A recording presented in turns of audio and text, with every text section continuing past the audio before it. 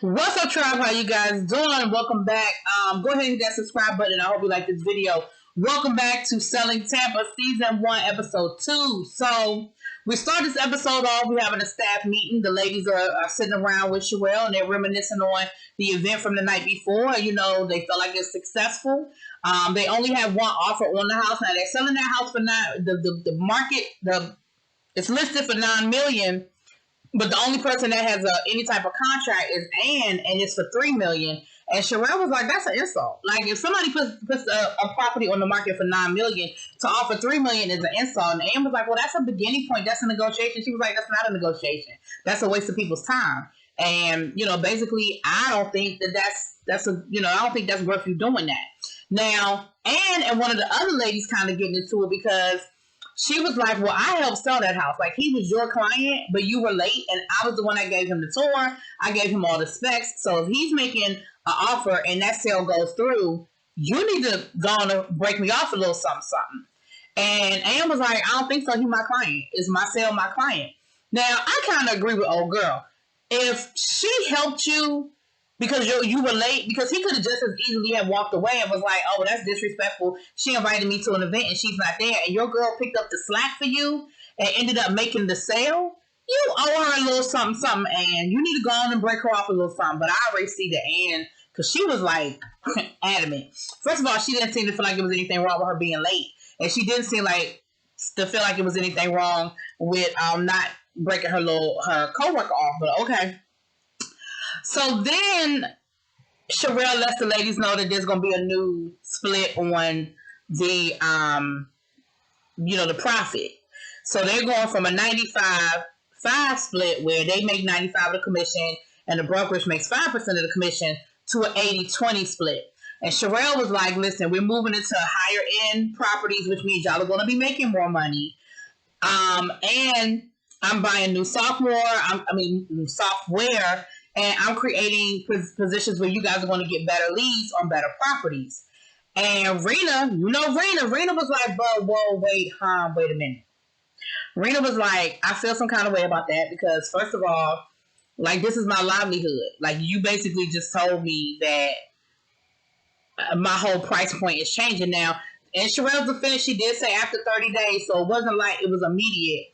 It was, 30 days. So any properties or any contracts that I guess people already have pending, it would be the old split. Any new contracts after 30 days is where you would see the split. And I was just kind of like, on one hand, I see where Sherelle is coming from. It's her company. They're expanding. They're making, they're selling bigger properties. Because I saw something on TikTok that said that prior to this show, like, they just started moving into the bigger properties. That prior to this, she was like, I was reading somewhere, I heard on TikTok or something that they were really not selling these big $1 million properties until, kind of recently. And so I could kind of see where Sherelle is coming from. She was like, "Listen, when we were selling $300,000 properties, yeah, I was giving y'all a 95-5 split, but we're moving into $1 million properties now. So y'all are making a bigger commission. Why the brokerage can't take a bigger commission? We're the ones that are putting us in a position to get these price points." So I see it from both ends. I see where Rena is coming from to say, wait a minute, like, because she was saying that the commission just changed recently, and I'm thinking, well, damn, what was it before? It was 95-5. Was it like 1%, 2%? But the flip side is, I think that's a big jump. 15%, I think, is a big jump at one time. But I definitely see both sides of it. And Raina was like, "Well, this is my livelihood. Like, I don't know what I'm making from week to week." And I'm thinking, you in real estate, you don't know what you're making from week to week anyway. I mean, like, come on, like, you in real estate, there is no guaranteed nothing. Sales and all of that. There's always, if it's commission based, you never know. So that part I was like, but Raina was the only one saying anything. Like, the rest of the ladies, I think, probably felt some kind of way. But Raina was the only one saying something. And that's going to be the problem. That y'all are going to let her say it. And y'all going to let her get caught up and looking crazy. And y'all feel the same way. But we'll get to that. So Sherelle was like, "Listen, at the end of the day, it's my business. It's my company. I'm not holding you here. If you got more you want to talk about, you can get on my calendar and we can talk about it." And I was like, "Ooh." Well, I guess she shut that conversation down. So then we see Sherelle taking, I think her name is Carrie. Carrie. They went working out, and after they worked out, Sherelle was talking to her, and she was like, listen, Carrie used to be my top earner, one of my top earners. And lately, she really ain't been doing nothing. She ain't, Carla. Lately, she hasn't really been doing anything. She hasn't been putting, and what we find out is that, Carla said prior to the panty, she was doing really well. Like, everything was good. Everything was going well for her. She was cool. And then after, during the panty, she said she lost a lot of clients. People weren't, the money wasn't really there like she wanted it to be there. And as a result, she wasn't really doing any work. She said also on top of that, her and her significant other broke up. She said that was her high school sweetheart. They've been together for like 10 years. And that was really hard. And she said, I never understood what depression was until then. And so I fell into like a really dark space. And so Sherelle is like, listen, girl, I get it. I hear you. She said, I've been through some stuff. I had to go to therapy myself. I'm dealing with PTSD from the military. And, she said, my first therapist, I cussed my therapist out, child. So she said, I get it. I've been there. I understand. She said, but we got to get you out this funk. I know you can do the work. I know that you can handle it. Like, we're going. So she said, I got this new deal with a developer, and he's, developing these $1 million properties in an area of Tampa that's like gated community, very secluded, very high end. She said, and I want you to be on my team. I want you to work with this particular project. And so, Carla was like, thank you. I appreciate you having faith in me, and I'm not going to let you down. So they meet up with old boy, Sherelle, Juanita, and Carla. They meet up with the developer, and the first thing was, and I gotta respect this, and I feel like Sherelle sort of did this on purpose, twofold, because the developer is Latino. And Carla got out, and the minute, she was like, hello, and she started speaking Spanish. And he was like, oh, wait a minute, you speak Spanish? And they communicated in Spanish for the majority of the time. And I think he really, truly appreciated that. And he loved the fact that Carla was Latina and that they could talk in Spanish. And Carla really negotiated the whole thing, asked about the price point, asked about, the different amenities and all that stuff. Like, they did all of that in Spanish. And, Sherelle was like, I knew I picked the right person on my team. I knew that you could do it, and Juanita was there too. And Juanita and Sherelle had on logo polos.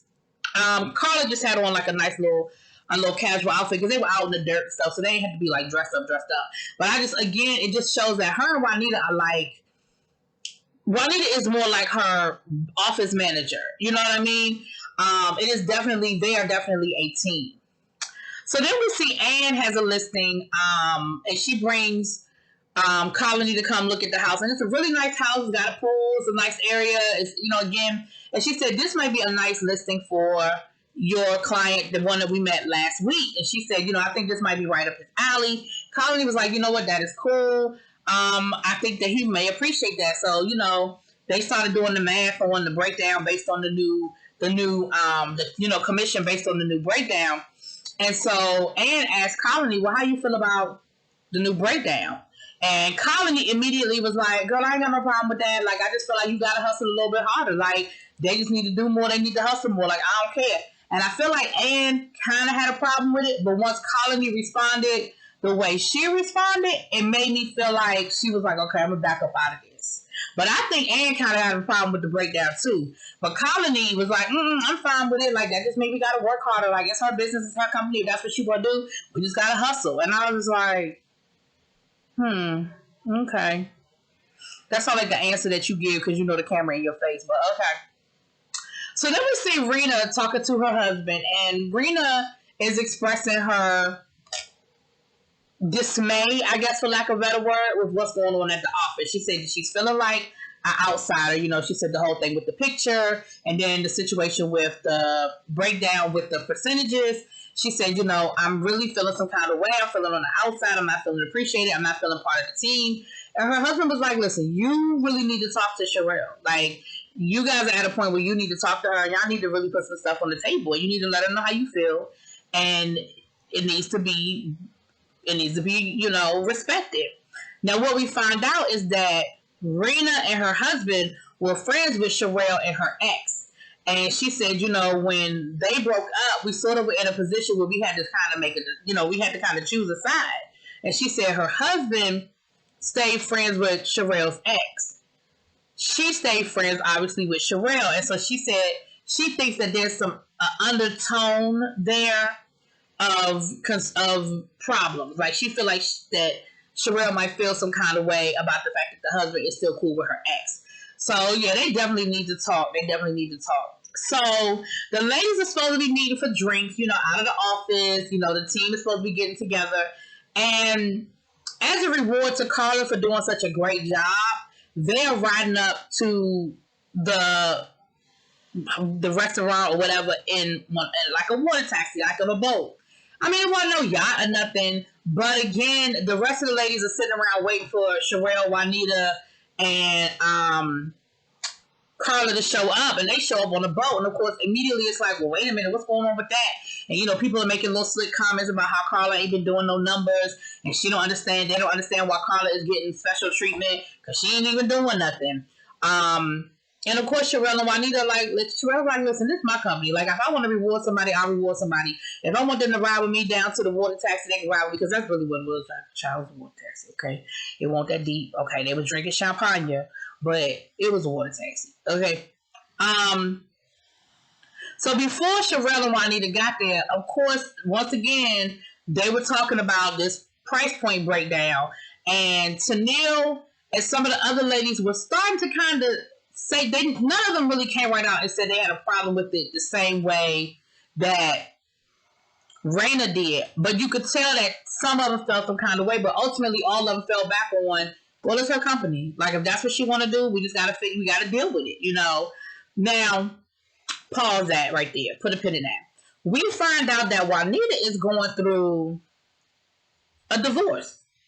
This husband that she was bragging on last week, and the ring and all of that, they have been separated for 6 months, and they have actually filed for divorce, and she actually getting ready to go to court.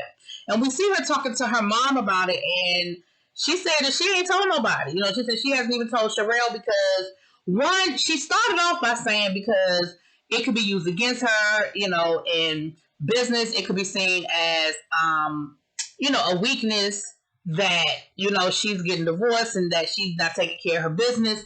She said, but then the more she talked to her mother, then she said that she was embarrassed. That she was embarrassed by the fact that her marriage had failed. And her mother was like, well, are you going to tell Sherelle? She was like, well, no, I'm just not ready to tell her yet, you know, and it's just private, and I don't really need everybody in my business. Now, here's the thing I feel about this. She has every right to keep her business private, even though her and Sherelle are really close, and they're really good friends. Everybody processes differently. Everybody deals with things differently. And, you know, I think sometimes we get caught up in, well, you're my friend, why wouldn't you tell me? Well, why didn't you tell me? Well, I could have been there for you. And there's a thin line between, you should have told me because I want to support you, and you should have told me because I'm your friend and I'm supposed to know. And so she told her mother she was going to tell Sherelle, because, I mean, at this point, she kind of has to, because they're going to court at this point. And so we see her end up at this dinner, you know, at this little dinner that blew up again because Sherelle and Raina ended up getting into it again. And so Sherelle walked away, honey, because she was like, child, I don't have the energy for this. So Sherelle ended up walking away, and Juanita followed Sherelle over to where they were to have a drink. And that's when Juanita told Sherelle. And here's what I can respect. Sherelle was like, you know what?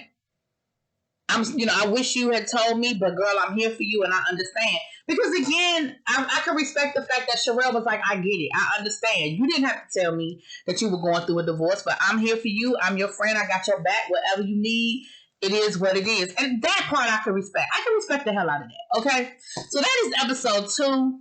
Y'all let me know what y'all think. Drop it in the comments. Peace.